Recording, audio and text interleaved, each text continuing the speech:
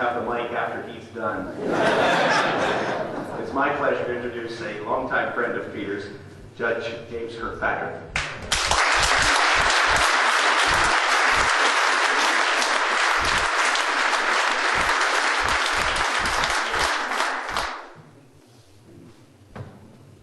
Not sure that I should thank you, Mike. Peter and Dory and ladies and gentlemen, all friends of Peter's.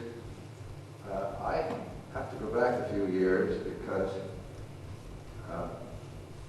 I have known Peter for almost 30 years. And I was a juvenile family court judge at that time, as well as a magistrate. And after a few years as a juvenile family court judge, I thought that I had a mission and a message. And so I accepted invitations to speak. I had this problem of the monotone and the fact that I'm very forgetful, a very poor speaker in any event. I felt I had the duty to bring this message before people. And the theme of my discussion was always that we were creating an environment that spelled a lot of trouble for the children that were growing up. That if we were not going to balance liberty and license with responsibilities, that we were in for a lot of trouble. Now, obviously, I overacted because there are many of you here that were the children that I was speaking about at that time. And I always used to say that we'll have to pay the price. But there was one agency at that time, the Children's Aid Society and the Catholic Welfare Bureau, that were doing something in the protective and proactive sphere. And Peter, I would have to say, unqualified, was the best of the pack. Peter was caring, understanding, skillful, knowledgeable, and forgiving. And he understood children. And Peter also understood responsibilities because he was also assigned to bring deserted fathers and putative fathers to realize their responsibilities for their actions. And so Peter and I had a lengthy relationship, and like Judge Fair, I received so much advice and good counsel from Peter. I'm very grateful for that experience. And then Peter went on to Big Brothers. And what I was talking about in my talks in those days, which I gave them up because after I had given my address, someone would stand up and say, Judge Kirkpatrick has given us much food for thought. And really what I wanted to give them was fuel for action. And it didn't work out that way, and so I thought that I was just a part of the entertainment, and I gave up. But what I was saying was that we have so many agencies and everything that are picking up broken pieces. And then comes Big Brothers. And Big Brothers happens to catch that figurine as it falls off the shelf before it crashes on the ground. And my whole gist was, why aren't we fixing the brackets on the shelf instead of picking up the broken pieces? Well, that's exactly what Big Brother is doing. They are not protective, in my opinion. They are reinforcing what is good in the boy and giving him a fair chance to succeed in a pretty difficult world. And Peter sort of the end of my career, I compare our two. And I can only say that what I have done is very discouraging. I'm leaving the world much worse, much more difficult, much more complicated. But Peter leaves behind him so many families and children who have gained so much to go through life that I am very envious of him. I am also very grateful of our friendship throughout the years, Peter, and I wish you and Dory the very best. Thank you.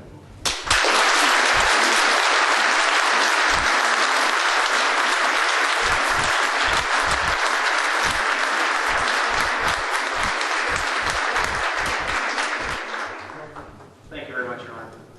Peter, there were also greetings sent along to you from the area manager for Community and Social Services, your friend Marilyn Stevenson.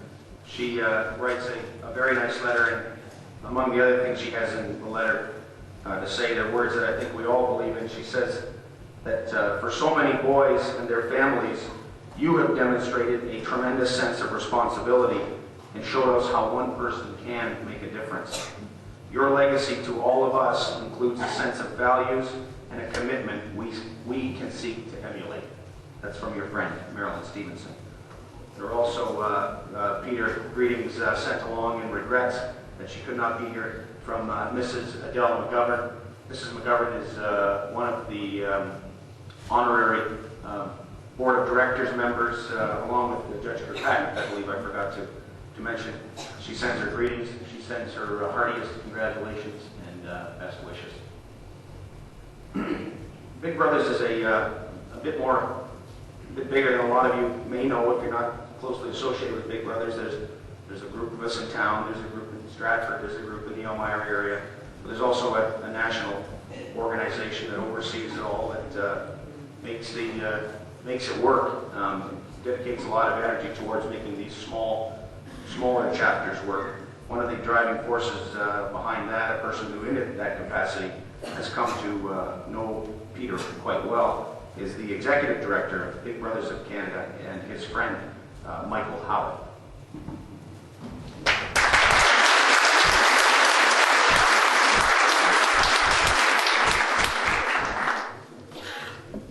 Thanks very much, Peter and Dory, honored guests and friends. If all of the children whose lives have been touched by Peter McGhee were here this evening, and if all of his friends within the Big Brother movement around Canada were here this evening, we would be in a local arena, and we would be crowded. It's my great pleasure and great honor, on behalf of the board, the staff, and the hundreds, and I mean hundreds of friends of Peter McGhee and the Big Brother movement around Canada, to bring our very best wishes, to thank him, and to join everyone here in celebrating Peter McGhee. Now, I must tell you, because you're going to hear all sorts of very nice things about him, Peter and I have something in common in that we wouldn't always want it to be left at that. And I think it would be unfortunate if he were portrayed as perfect. One of the things that is not the joy of the world to Peter McGhee is bureaucracy. One of the things that is not the joy of the world to Peter McGhee is things like statistical reports, and charts, and written documents, and all those things that characters like myself, sitting and driving desks all day, tend to spend a lot of time keeping busy with. I can tell you that one of my first experiences with Peter as a rookie in my job a couple of years ago was asking him for a particular report over the telephone. I heard a noise, and in the background I heard, "For God's sake."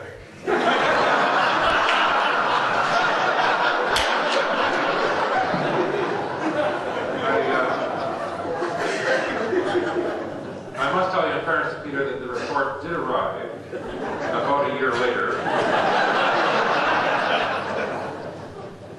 And so we just wanted to be clear clear about the fact that we should honor all of him, not just the wonderful accomplishments that he's come along with. So we at Big Brothers of Canada decided to, in fact, commemorate this occasion by presenting him with a couple of things, most of which I'll be passing on to him privately later. But the list includes the following. First, Peter, we're going to be presenting you with a personalized gold embossed copy of Robert's Rules of Order. Secondly, you now have a lifetime membership in the Society of Professional Bureaucrats of Canada, which meets each Tuesday in Ottawa. Thirdly, you now have a lifetime subscription, and this will be a real treat for you, to the quarterly statistical reports for Big Brothers of Canada. That's a lifetime membership. Finally, so that you can maintain enough energy to keep up your own reporting, and I'm certainly going to expect you to do that, I brought along your first month's supply of Geritol in a container for which we expect you might find some other uses. So thank you.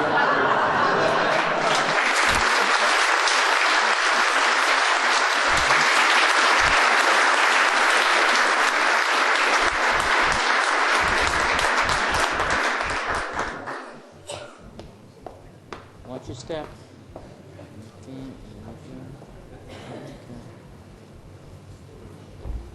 Chairman White, Peter and family, special guests, ladies and gentlemen, I'm really very happy to have the opportunity to be here tonight. Peter, to join with all of your friends. We honor you and celebrate with you as you begin your retirement.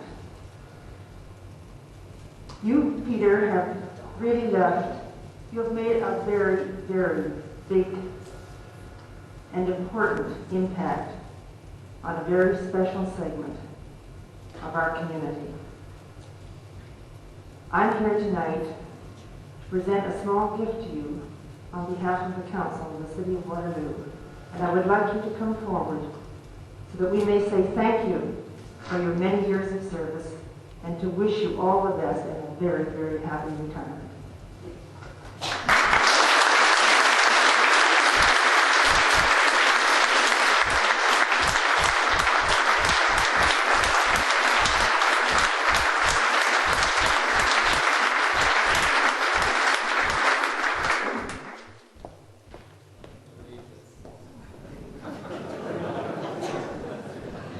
Thank you very much, Your Worship. Peter, Walter McLean sends his greetings also. He sends a very nice card and a letter, which again will pass on to you later. I think once again we join in his sentiment when Mr. McLean, the Member of Parliament for Waterloo, says, "God grant you good health to enjoy the next stage of your life. May it be long and fruitful." And that's your friend, Walter McLean.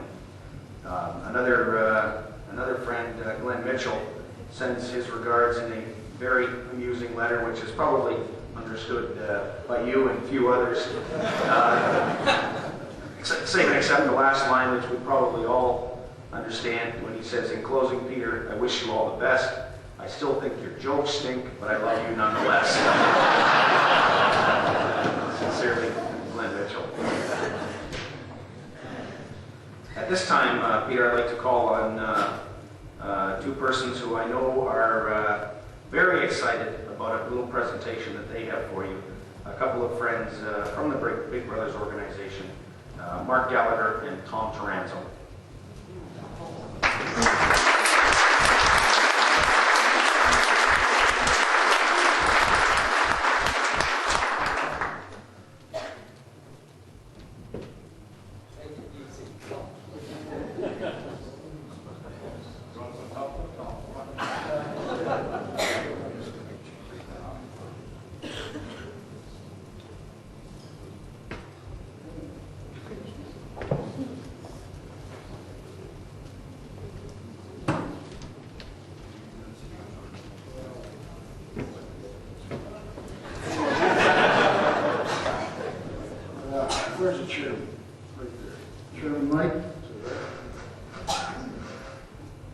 didn't realize I was sitting with so many dignitaries in the evening. And I must pay my respect to the mayor of Kitchener, as well as Waterloo, and the chairman of the police commission. Is this correct, Gary? And the reason I'm so respectful because in the event that I'm a little erratic in my driving home or driving to the motel tonight, surely out of 3 I should be able to get 1.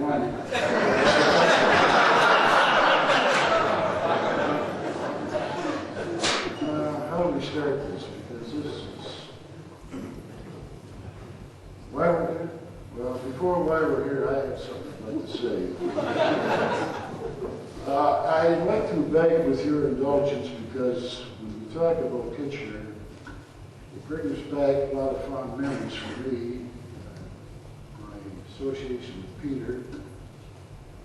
And also I would like to take the opportunity of recognizing the gentleman here that I had the pleasure, my first involvement with Big Brothers. And he was the president of the Ontario Big Brothers Association, and then on to be the president of the Big Brothers of Canada. And I'm going to tell you, I cherished all the moments that I had the pleasure of being with Mr. Ron Sills, because he was and has been, in my books, one of the components of what Big Brothers is and what he's done for us. Ron, would you, where are you? You're back there somewhere.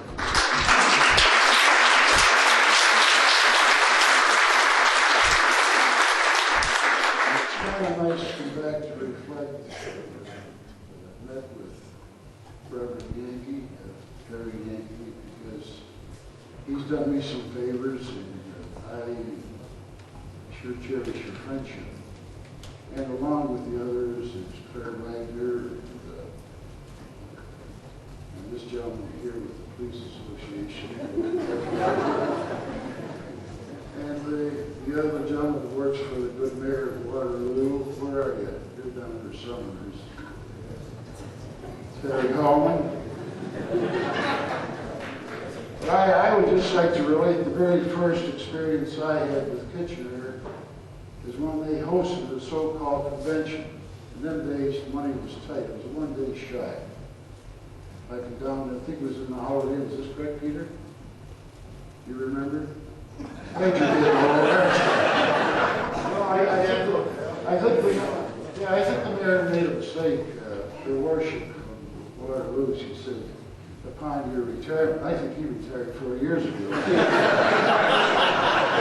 And you know, when our esteemed vice president was making his kind remarks about Peter and the figures, I was sitting there praying that he wasn't going to mention my name, but I can recall Peter saying, what the hell do they want all this garbage for? But nevertheless, we in Big Brothers, and we would like to express our appreciation to Peter, I in particular, because I cherish Peter's friendship, and that spans back about approximately 18 years, and I had the pleasure of first meeting Peter. And he's always needing me, when are you going to retire? Well, I got news for you. I took those Geritol's 10 years ago, they're good for another 20. So I more or less have to hang around to see what the hell's going on, and everything's under control, Peter, for your benefit. And I would like to Mike Gallagher and my cohorts who are down there, Michael Hurley, Paul and Sean. Who else is there? Sure. And those who weren't here must have held the treat that choir. By the way, are you going to be the booking agency for him? What's the fee? We will discuss that. Well, I'll tell you, I would like to just impart one thing to you, Peter. Why don't you, through your connections, vote for our next convention and put some life into our convention? At least we don't have to sit around twiddling our fingers. Okay? Can you endorse that, Michael? Thank you. So, Peter, Mark's getting awfully tired here, handing on to this bubbly stuff. So why don't you say a few words? So you don't have to give it to them, you can say it. Well, as Tom said, on behalf of all the Big Brother associations or agencies in Ontario, at least, we wanted to present Peter with something. We should have done this on the 2nd of October at our workshops, but Peter decided he had something important to go to, like a wedding. Why he would go to a wedding, I don't know. But anyway, Peter, we'd like you to come up and accept this for us, from us, as a token of our esteem and our appreciation for all you've done.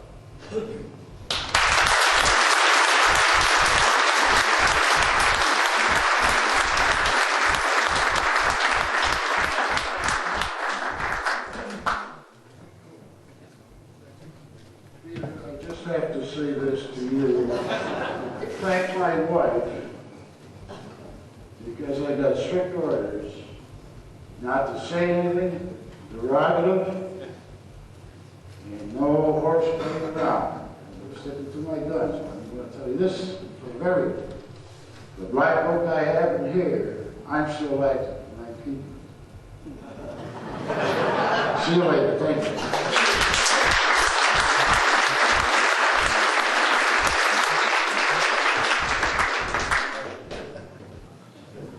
Thank you very much, gentlemen. Peter, you've got some friends in high places, people that we've informed, and people don't hesitate to sing your praises. We've done that a little bit. We sang your praises to Governor General Jan Solvay, and she sends her greetings from her office, and all best wishes in your retirement. Mr. Mulrooney wanted to do something too. He it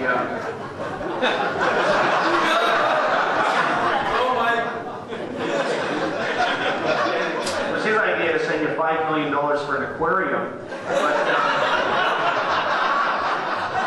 the last time he did that, he got in trouble, so that didn't come about. The next gentleman I'd like to introduce is a longtime friend of Big Brothers, a true supporter of Big Brothers. You can't go to a Big Brothers function and not see him there, being very personable, very friendly, someone we're always glad to see there. He's a friend of Big Brothers. He's also a friend of Peter's, and we're glad he could make it tonight. It's my pleasure to introduce His Worship, Mayor Dominic Cardillo.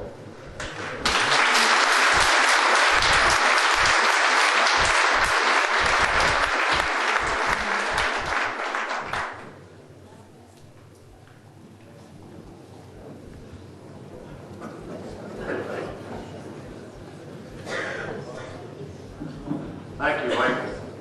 Peter, at table, and ladies and gentlemen, certainly it is a privilege to be able to present a token of our appreciation for a man.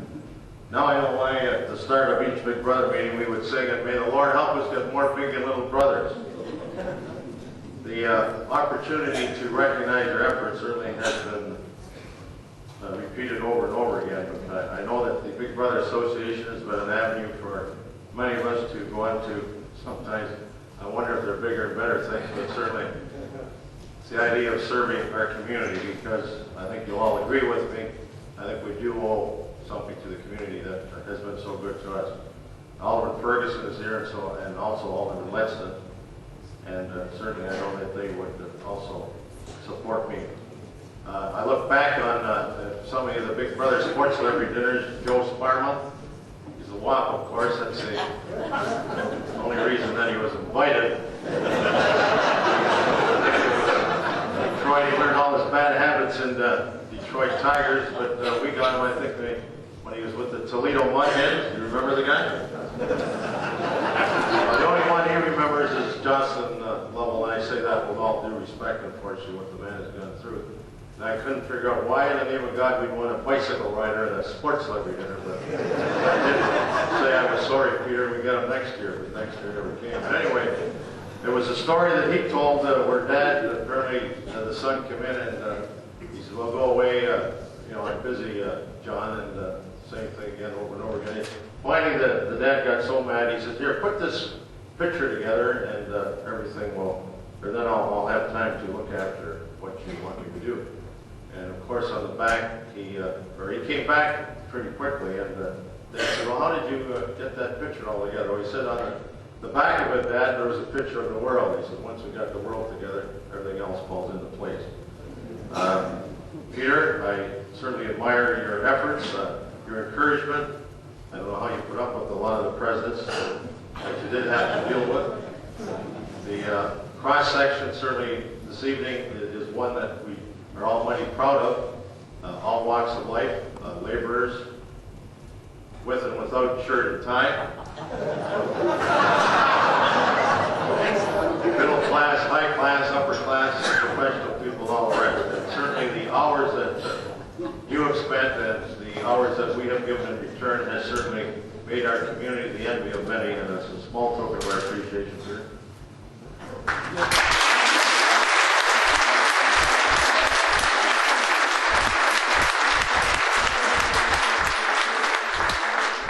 We know your shoe size, but there's so much construction going on, the cement shoes will come later.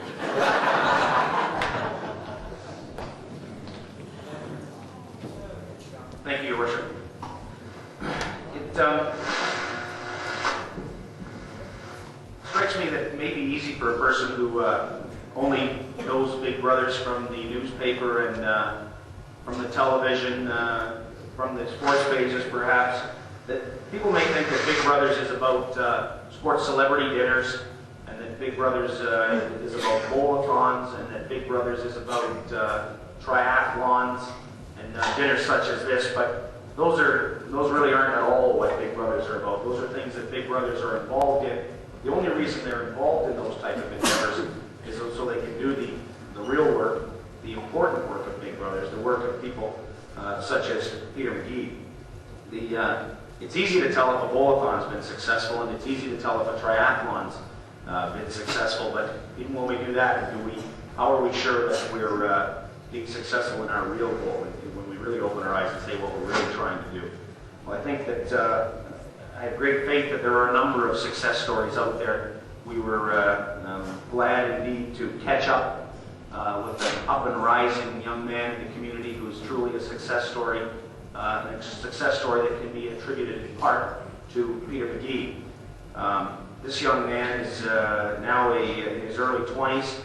He's a person who felt the love of a Big Brother from the time that he was about 10 until he was, well, formally, I suppose, till he was 16 or 18 years of age. And he still knows that companionship and that friendship. Everyone who knows this young man and his big brother, if you will, say that it was a great match. It was one that benefited both of them, in fact.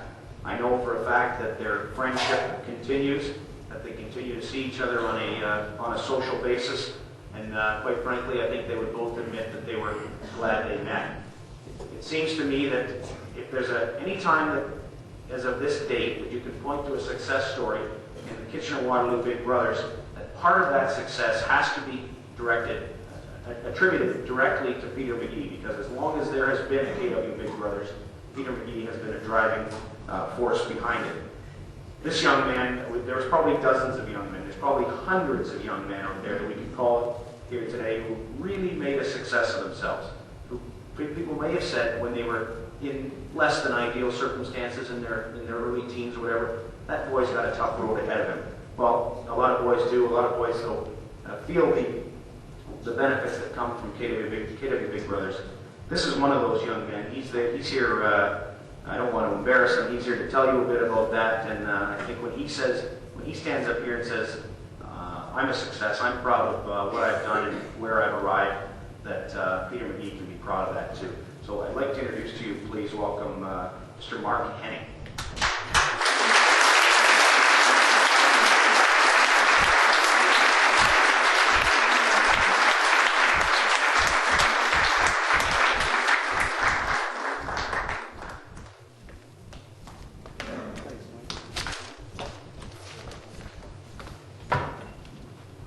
I have to, first of all, thank Mike for the compliment he made me about being in my early 20s. I'm more along the lines of your age, but I appreciate that. Anyways, when somebody looks back at a job or a career, I think the best way to look at it is look back and see the results of it. And I think that's why I'm here tonight. I came up in not one of the best circumstances, but you make the best of it. And the Big Brothers Association was a big part of that. My ability to become successful, or even have a chance at that. A lot of my values and my morals came from my big brother, and I think this is it says a great deal about Mr. McGhee, because I feel, like I said, I wouldn't be who I am today without my big brother. He's sitting in the back there, and he's asking me not to embarrass him. so I won't make you stand up, Bob. No, I was very fortunate when I was growing up. It wasn't the best of circumstances. Most of you have children, and of course you realize that even with two parents, it's not easy to raise children.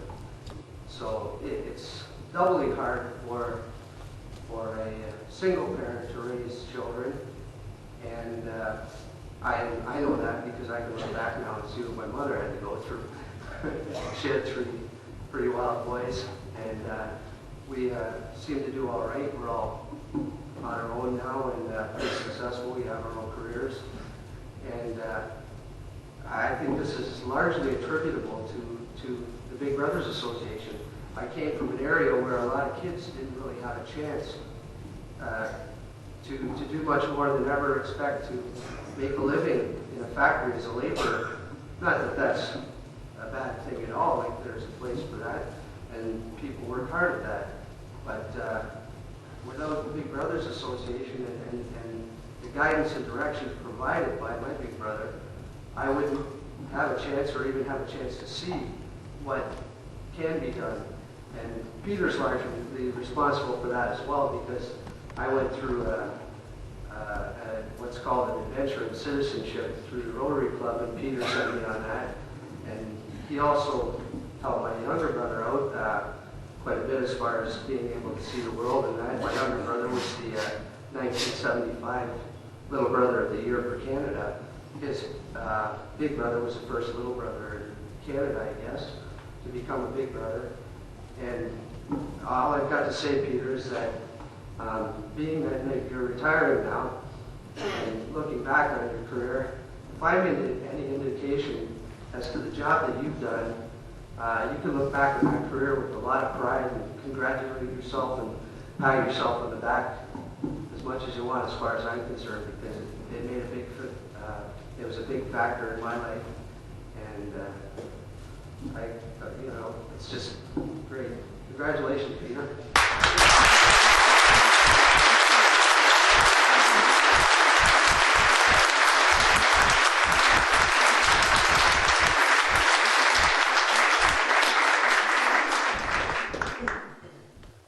The next gentleman I'd like to call on is a man who has, very much like Peter, been a cornerstone in Big Brothers of Kitchener-Waterloo.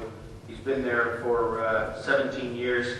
He's a real champion of the cause. He's an inspiration to those who come in contact with him.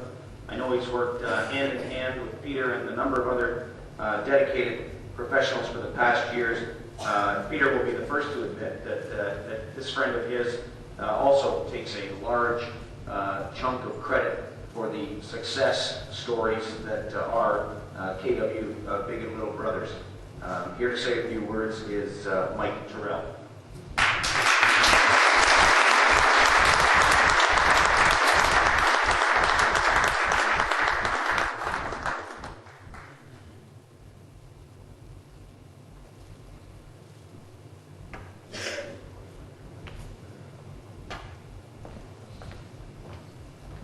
Thanks, Mike. Peter, Dory, ladies and gentlemen. When I was asked to come here tonight and to say a few words, it caused some anxiety for me because the sense of looking back over the years and seeing the contribution that Peter has made to Big Brothers, to this community, as it was said earlier, to so many, perhaps hundreds, even thousands of people, little brothers, the siblings, the parents, and including these big brothers, those who've had an opportunity to benefit from the program themselves, to experience that, I think, joy of giving, or unselfishly giving, as Peter McGhee has done over the years, even though he was paid for the job. You know, let's face it. But he did go above and beyond. And I don't have to say these words as hollow flattery in order to kind of close you up to him, so when it comes time for the next salary negotiations, I get a bigger chunk of the pie. Because he's got no clout in that regard at this point. Nonetheless, the anxiety was there because I felt, what can be said that can sum up all those years, those 17 years.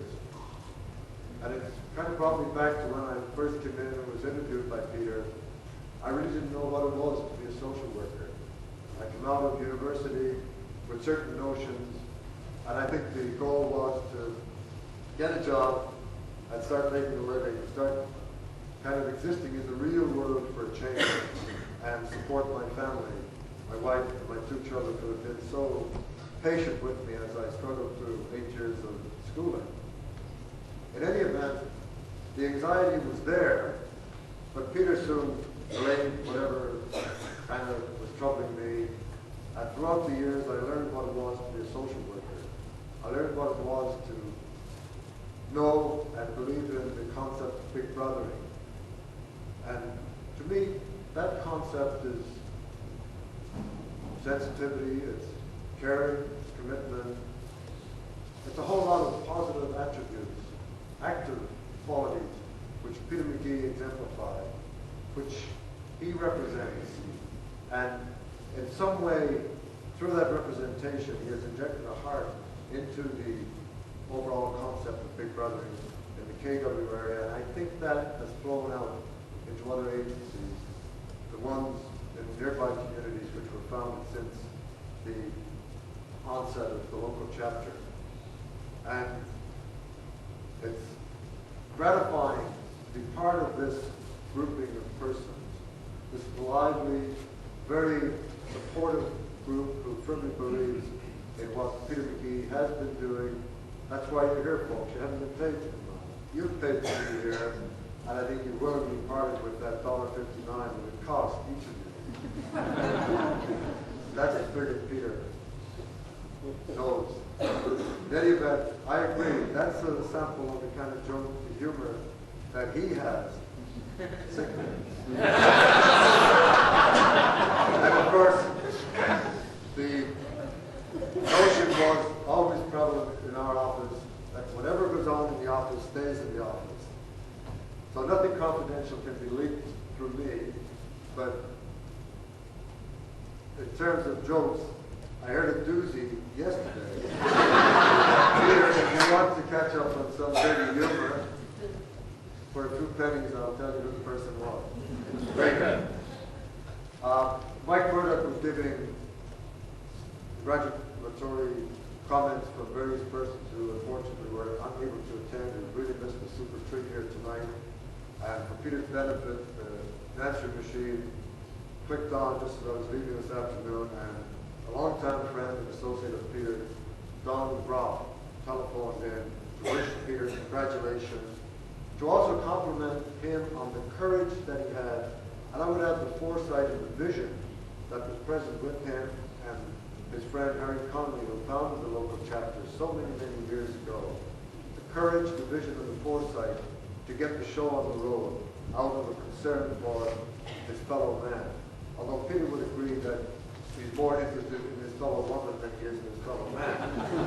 And that is something that has encouraged me, that has kept him straight in my mind. In any event, Diane did say, that's my wife, by the way, she's the one who's been nudging me at the end of the table saying, you only have so much time. You saw how Mike, the MC, treated his honor as the judge. I don't think he's going to be so kindly with you. I go running with Mike Murdoch from time to time, and chances are he's going to drop me off in some deserted area and say, "Take your own way home. You really ruined my evening." So, without further ado, I'd just like to again add congratulations to Peter for what he has done, for the lives he has touched, for the courage he has exhibited and passed on to so many people, for how my life has been touched by knowing him, and I think how it will continue to be touched as I continue to recall many, many wonderful moments where anxieties were allayed, where fears were touched somehow to be turned around into strength, and where I believe I got my basic training to be more I think the person I have become today. So thanks again, Peter, and best of luck in your golden years. Thank you.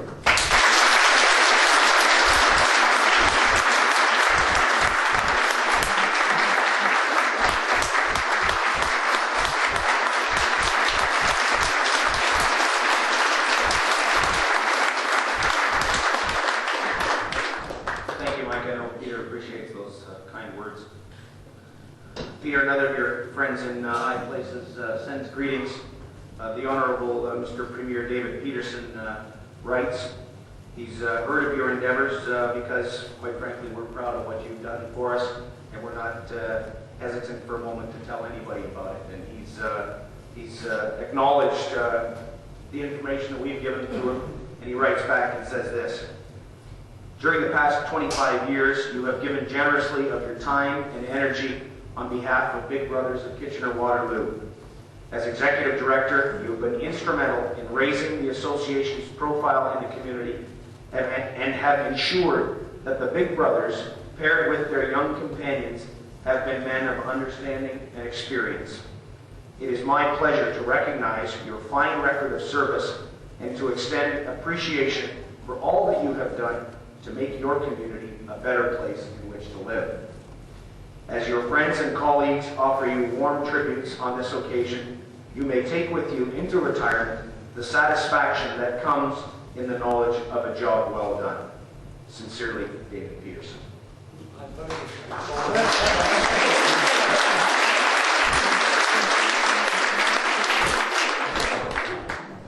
This next presentation is very special indeed. If you're not from the Kitchener-Waterloo area, you may possibly not appreciate that. It's something that's special, very, very special to the KW area. It's an accolade that is not handed out lightly. For you persons who are not from the area, I think you'll probably see from the presentation how important and how special it is. If you missed that, please speak to one of your friends in the audience who's from the area and ask them what it's all about and ask them how special this is. I'd like to call at this time on Dick Parker and Anna Kelgis for a presentation, please.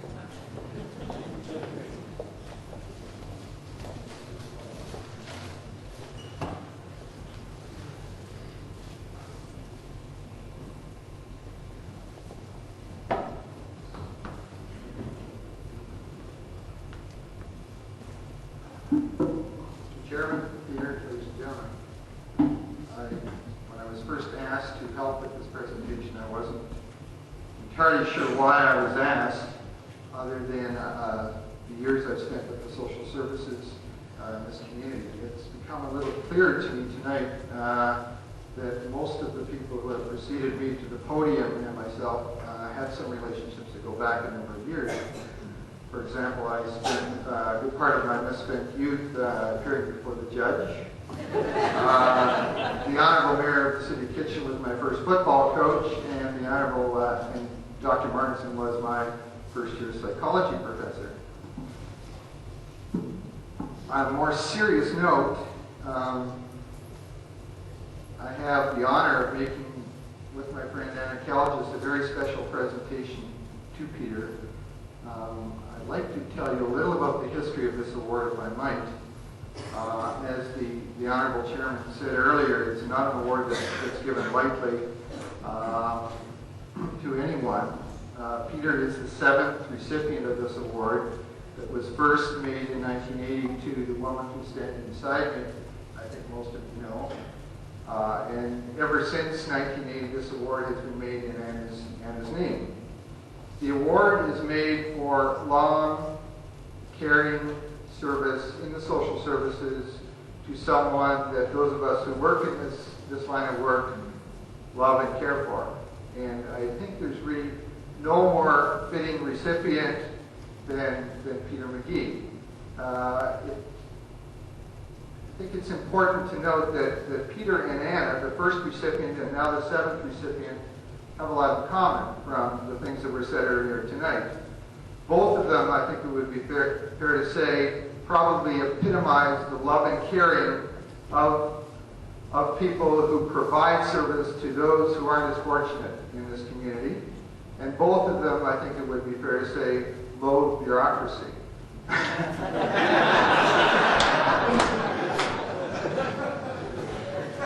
Without further ado, I'd like to have Peter come forward and would ask Anna to make the presentation to Peter on behalf of all of us in the social services.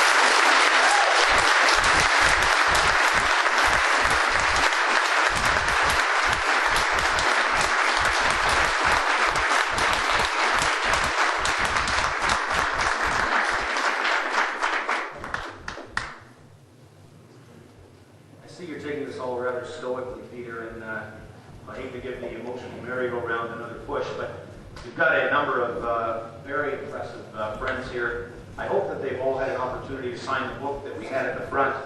There's going to be some lasting memories of this evening, I'm sure. There's going to be some lasting mementos of this evening. As you can see, we've been constantly since 6 o'clock when the first person arrived. We've been filming this, and we hope you get an opportunity to watch the whole evening again sometime. So there's going to be some mementos.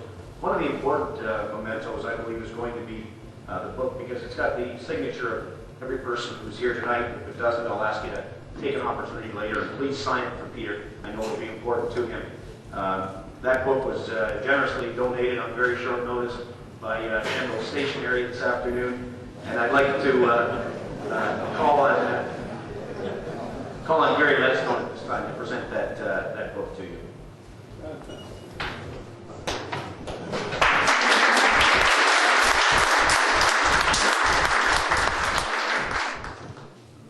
Thank you, Mr. Chairman. Peter, Dory, head table guests, ladies and gentlemen. This particular task this evening is rather difficult because I do not have the eloquence of Dr. Morganson. I don't have the charm of Marjorie Carroll. I don't have the grace of Anna Caljas. I don't have the wit of Tom Toronzo. And I don't have many of the qualities of the other speakers. But one thing I do have, Peter, I have memories.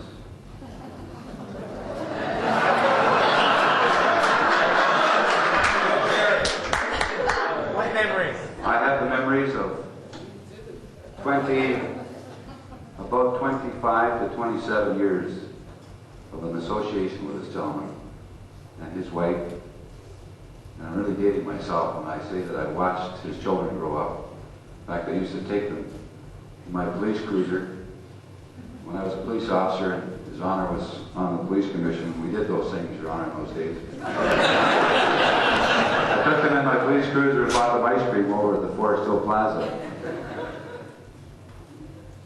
And I also have, yes, and I put the handcuffs on his mother-in-law one time and she came out from England.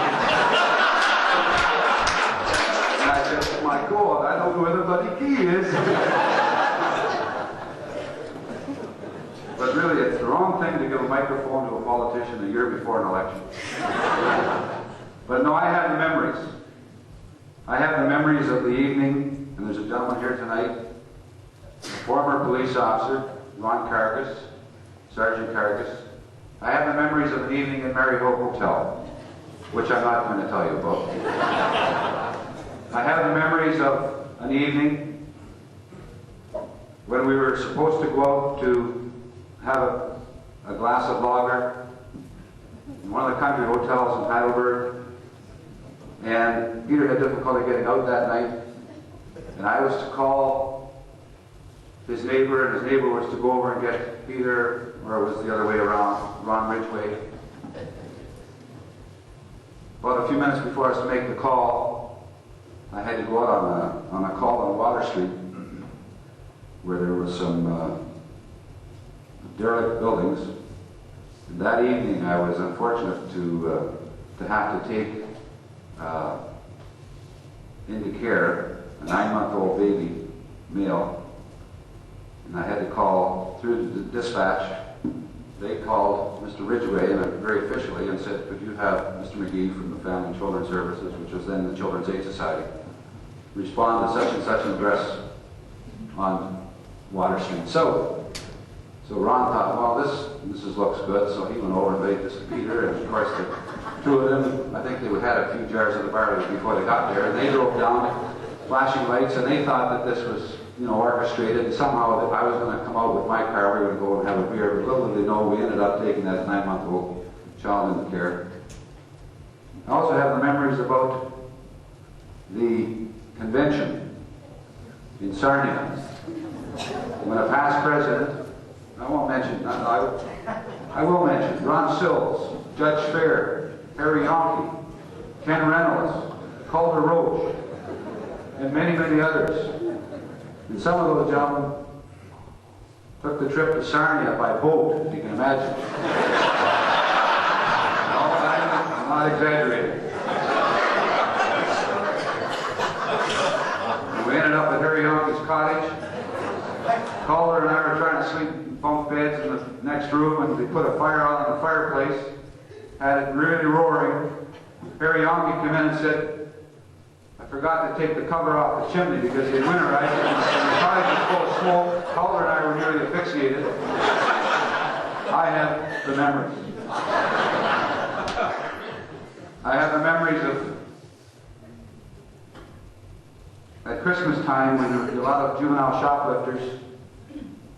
And one of my former bosses, Russ Brubaker, former sergeant with the Kitchener Police Force, and one of the early founders of Big Brothers is here, also here this evening. And Russ can remember this story when we would have a lot of seized property. And one evening, or one time, we had a box of toys that were stolen. We couldn't return them to the owner, so we would distribute them through Peter and the agencies to give to families in need. And in one box there was a junior detective set with a pair of handcuffs. And Peter took this handcuffs and junior police kit to a facility in Toronto for disturbed children to visit one of his charges. He gave the set to this child, who proceeded to put them on the wrists of his social worker in a particular institution. We don't know where the key, but certainly wasn't in the box. And I'll tell you, that created quite a furor in that agency. In fact, they sent a letter to, I believe, Mr. Wilson Huntsberger, who was here, former director of the Children's Aid, asking that they please not send that.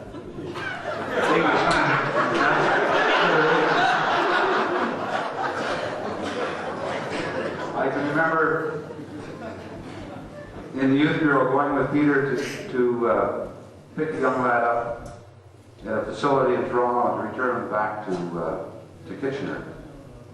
Peter was driving and I was sitting beside him, and we picked the young lad up. The fact that he touched so many lives